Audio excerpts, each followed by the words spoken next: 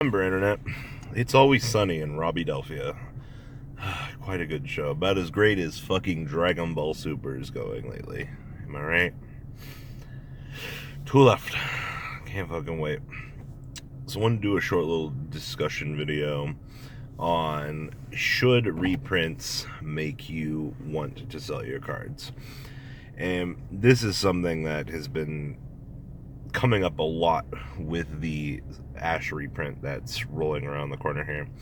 And it's a very interesting question because if you're playing competitively at locals, then why would you want to sell those cards that you need? Now, I understand that this argument goes two ways. Locals and competitive probably shouldn't go together in the same sentence for a lot of people.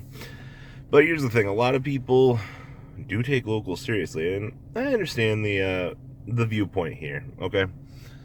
So it goes like this. So if you typically only go to locals every once in a while, but you're a regional level competitor, and you have Ash Blossoms and Evenly Matched, and you see that Ash Blossoms got the reprint, and the first thing that comes to your mind is, well, I'm not going to regional for a while, then sell that shit. But if you're like someone like me who goes to locals to constantly play test to get better, and you always want to make sure that you're on the top of your game, then the original $240 investment on Ash Blossoms was much less than that when they came out. But someone like me who constantly goes all the time and plays regionals, my mentality is, cool, I've got everything, cool, it's getting reprinted.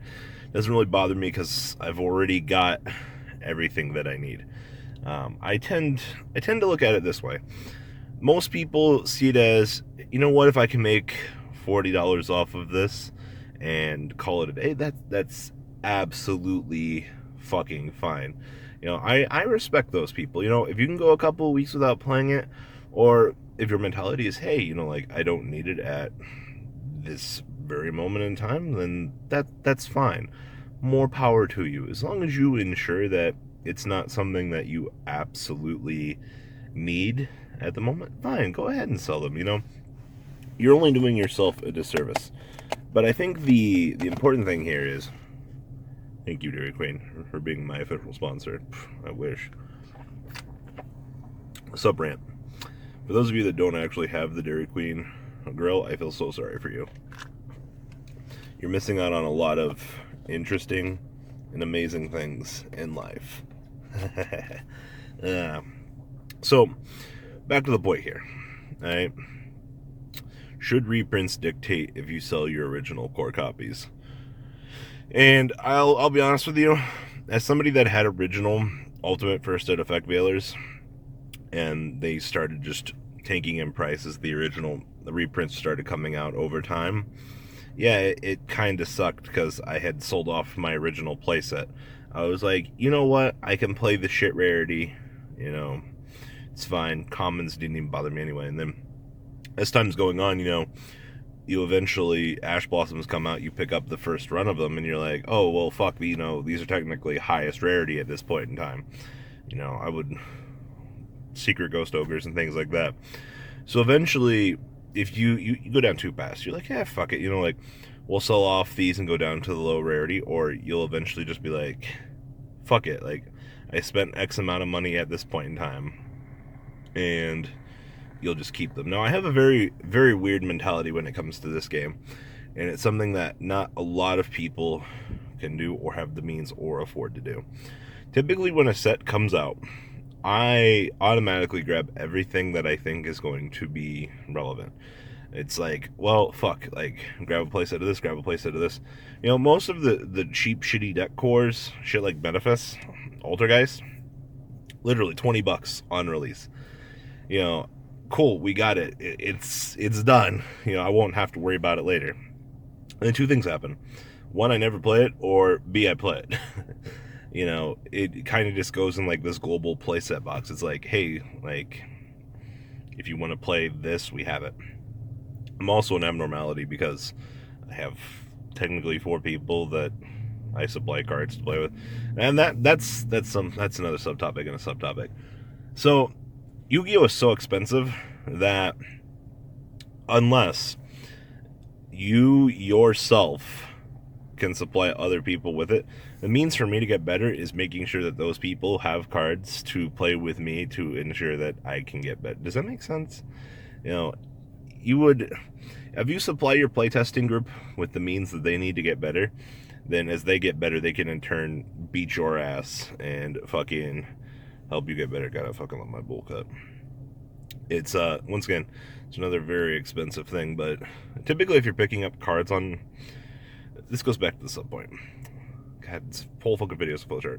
If you go back to the point of where you get everything on release, and in the case of how we've been lucky, like through locals winnings, we actually pulled 2 Ash Blossoms. So for a second actual play set of Ash Blossoms, we actually ended up nearly pulling them in completion. The last one we just ended up buying for like $55 a couple weeks after release when the unlimited printing came out, and didn't even think much about it because it's like, you know what, fuck it, we've already got 2. Literally same thing happened with Evenly. We ended up just pulling 2 off of special editions that we ended up getting.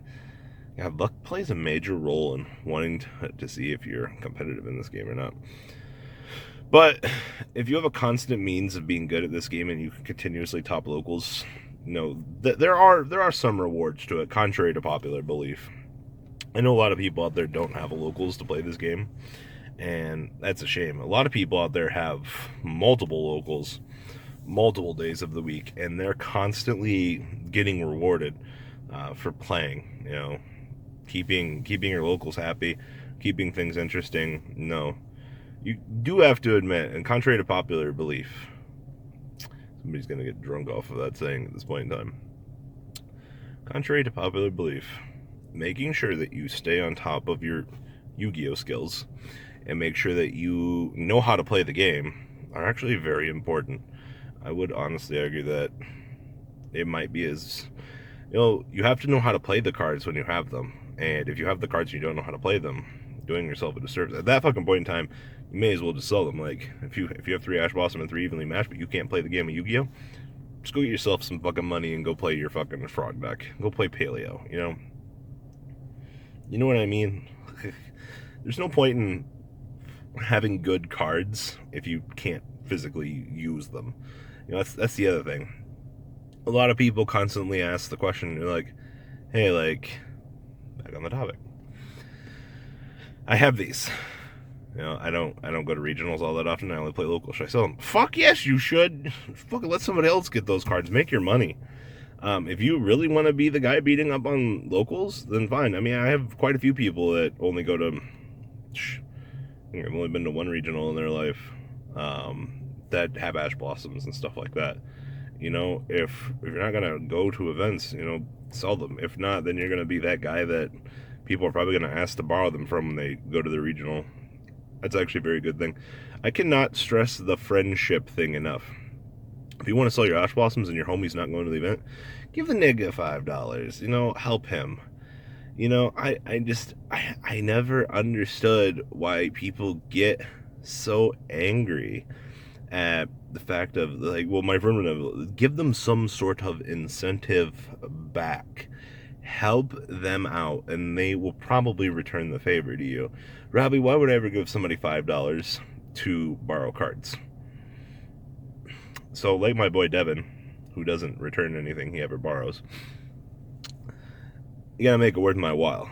So, you know, if not, you know, like, hey, like, Robbie, I know you're not going to the event next week. I'll buy you dinner. Cool. Easiest 5 McDoubles in my life. You know, something like that. You know, build these friendships, help them out, and they'll help you out, you know. And that should give you a reason to want to sell those cards. You know, you have to build these relationships with people. Life is not hard, contrary to popular belief. Well, I lied. Life is hard. But reprints should not be a defining reason as for you to want to get rid of cards. It should be because of your incentive to play, your ability to play, the locals, the events coming up that you're going to. Check your work schedule. Make sure that you can get X time off of work, and make sure that it is manageable within your time frame. And if you're selling these, you're not going to use the money when the reprints come out, that you're not going to have some bullshit excuse that you can't buy them. Excellent. As per always, guys, please make sure you help me on this channel. You guys love these discussion videos. Honestly, that's all I really got for this video. Think before you sell your reprinted cards, because sometimes the reprints will come out of left field and just shock the shit out of you by being absurdly expensive. And that's my Yu-Gi-Oh way.